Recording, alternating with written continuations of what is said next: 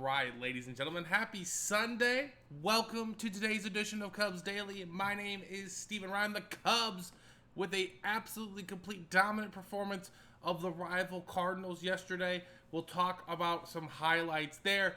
Our dear, fearless GM, Carter Hawkins, shared some very interesting thoughts on the trade deadline, and we'll preview the series finale that is going on tonight on ESPN. Well, before we get into all that, just want to give a big shout out to every single person who continues to watch the videos, like the videos, and of course, comment and share your thoughts below. Continue to do so, ladies and gentlemen. I love hearing this community's thoughts on this team, this rendition of the team, and the 2032 Cubs as well, right? I love hearing everything about those guys. So let's just hop right into it, okay? Carter Hawkins shared his thoughts with Jesse Rogers of ESPN, and, you know, we're going to get to the quote. I'm a little conflicted myself personally. I understand you want to have the balance of this team versus the current team, you know, and the future team. I totally understand that, but just not a good time to say this. So let's just see what Carter said, and we'll break down his thoughts here in a moment. So here we go. Carter, their decisions you're making over the course of the week and the month, talking about July and the trade deadline, it takes some discipline. That's one way to put it. Especially in a moment when you see things moving that way. He's talking about other teams and how well those teams improved, it appeared. But we are able to stick to our approach and felt really good about the adds we were able to make. Teams are trying to find that guy that can lock down the 8th or 9th inning, but that also costs a lot. And also, he's not wrong. The Mason Miller deal kind of just shook the market, in my opinion. So, again, it was a very touchy market to begin with. But, let's continue. That costs a lot of future wins. Maybe. But we have a responsibility to the 2025 Cubs. But also the 2032 Cubs. That's not always popular in the moment. But it's decisions we have to make. Well, Carter, I don't completely disagree with every word that you're saying, my man. Just the unfortunate part is the future Cubs team you chose to reference. 2032. That is 7 seasons down the road from here. I understand you wanting to think about that team, right? You want to think about 2031, 2030, what that team could look like. I'm just going to say it like this. That team is going to probably look completely different than today's rendition that you have now. Unless you do your jobs and you extend Kyle Tucker and PCA to the contracts that they deserve. Those guys have been staple forces in this lineup. There's no reason that PCA should not be on that future superstar deal. The one that Roman Anthony got, right? The one that Julio Rodriguez got, Bobby Witt Jr. He should be on that 10-year, $200 million deal with incentives and bonuses to get to $300+ million. There's just no reason he shouldn't be. He's just that talented. Again, he has an above 6 WAR already this year. And again, remember this past month, he's been struggling.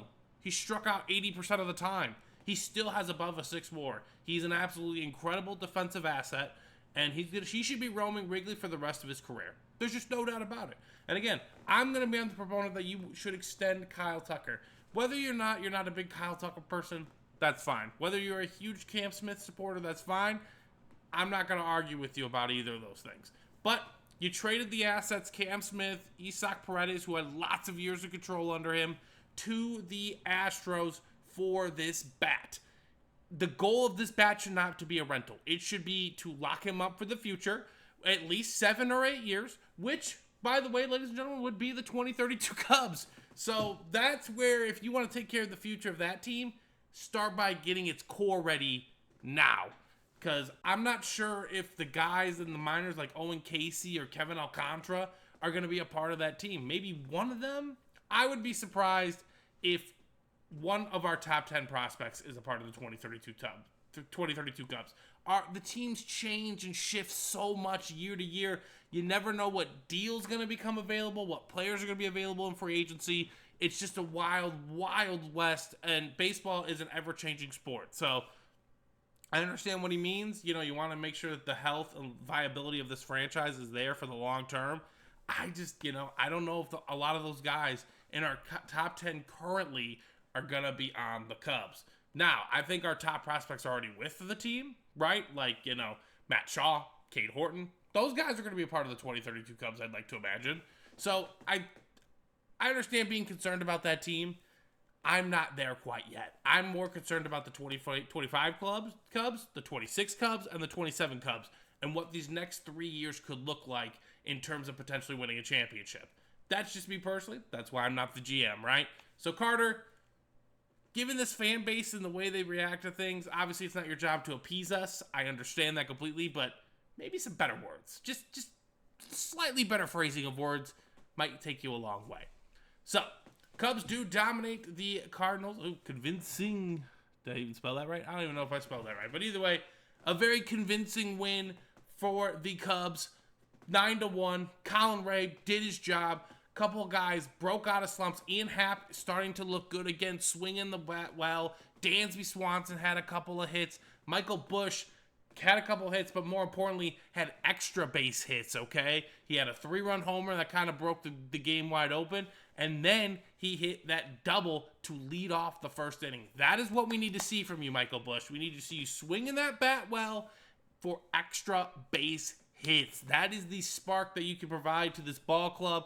Obviously, Matt Shaw at the end played very, very well. And we're going to get to Michael Busch here in a moment because, yeah, Michael Busch, that was a breakout. That's what we needed to see. And again, maybe not breakout in terms of, oh my God, he's going to become the best first baseman in baseball.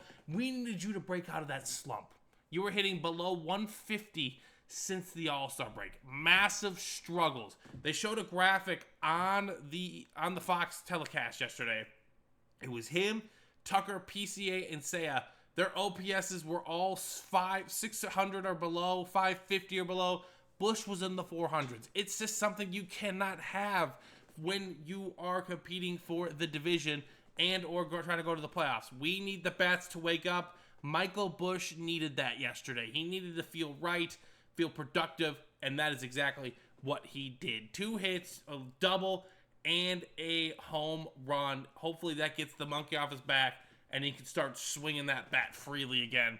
Because I like him as our leadoff hitter. Maybe he's not a traditional leadoff hitter that we all like to see. Again, personally, if I'm thinking traditional leadoff hitter, I'm going Nico Horner for this club. But if Michael Busch wants to go up to the plate and give us quality at-bats, put a little spark into this offense, I am okay with it. I think he is good enough and patient enough at the plate to be our leadoff hitter. So, because that front four for the Cubs, when they're rolling, it produces runs. There's no doubt about it. You saw how it happened yesterday, right? You know, the Michael Busch double.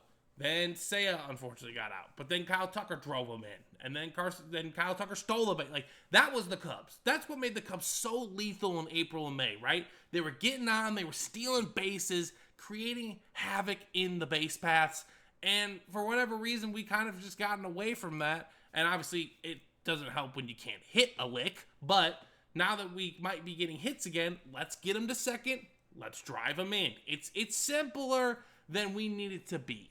That's all I'll say. Obviously, going out and hitting the baseball is one of the most difficult things to do in all sports. This team is just too talented to not execute on the offensive end. Even if it's not maximum runs, like 9 runs a game, there's no reason this team shouldn't accidentally come across 3 runs a baseball game. Just no reason whatsoever. Obviously, Colin Ray performed brilliantly once again, and that does lead us to today's potential series win against the Cardinals. We have got Shota Imanaga on the bump against Sonny Gray, Sunday Night Baseball.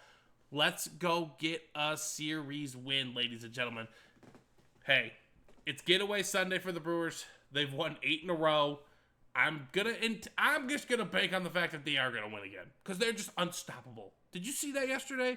Wilson Contreras lined out, but they called a pitch clock violation, and then the next pitch he hits a 2-run homer. I mean, it's just rolling over there in Milwaukee. They're an absolute wagon on the offensive end, and their pitching is obviously very, very, very good. So again, I'm going to anticipate they win, but we got to keep pace, okay? There's no reason we can't win this series. We stack up series wins. We will be in October, and that's when the real challenge begins. So no reason the Cubs can't get the job done today. It's going to be a good battle against Sonny Gray versus Shota Imanaga, 2 of the best pitchers on each team. This is our ace, by the way. Let's go out and get a victory for him because with him and Boyd this past week, it's been kind of a struggle, which is just weird for this Cubs team. So Hope you guys all enjoyed the video. Again, make sure you guys drop a comment and share your thoughts on the game yesterday. It was excellent to see this offense break out. Now let's keep that train rolling, okay? Hope you all have a fantastic rest of your Sunday, and I'll see you guys tomorrow morning.